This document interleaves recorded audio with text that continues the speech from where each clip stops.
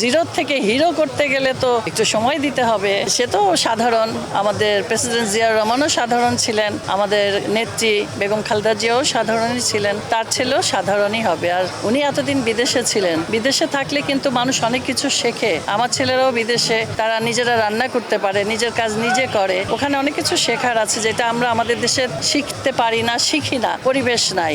সে হেঁটে বেড়ায়, তো একটা প্রধানমন্ত্রী আমাদের দেশের মতো জায়গায় তো কেউ কখনো হেঁটে বেড়ায়নি, তো এই সাহস তার আছে, সে নিজে গাড়ি চালায়।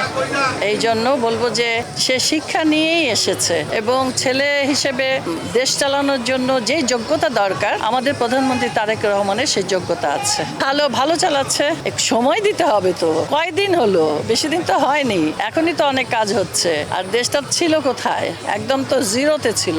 জিরো থেকে হিরো করতে গেলে তো একটু সময় দিতে হবে। এটা করবে, এটা শত্রু তো থাকে, সবারই শত্রু আছে, কেউ বলবে না যে আমার শত্রু নাই, কারো কম আর কারো বেশি। তো বাধা বিপত্তি পার হয়ে চলতে হবে, আর এগুলোর অভ্যাস আছে আমার। বাধা বিপত্তি পার হয়ে পজিটিভলি চলার সেই সৎ সাহস আমার আছে। আমি এর আগেও এখানে অনেকবার ইলেকশন করেছি শিল্পী সমিতিতে, একবার না বহুবার, বিনা প্রতিদ্বন্দ্বিতায় আমি পাশ করেছিলাম আন্তর্জাতিকে। তো এই জন্য এখানকার স্বাদ আমার নেওয়া আছে। হ্যাঁ, আমি যেহেতু পার্টি করি, মানে বিএনপি সাপোর্টার, সেই হিসাবে ওটা চেয়েছিলাম বিএনপির পক্ষ থেকে। তো কোনো শিল্পীকেই দেয়নি, সে যা ভালো মনে করেছে দল সেটাই করেছে, তাতে আমাদের কোনো আক্ষেপ নেই।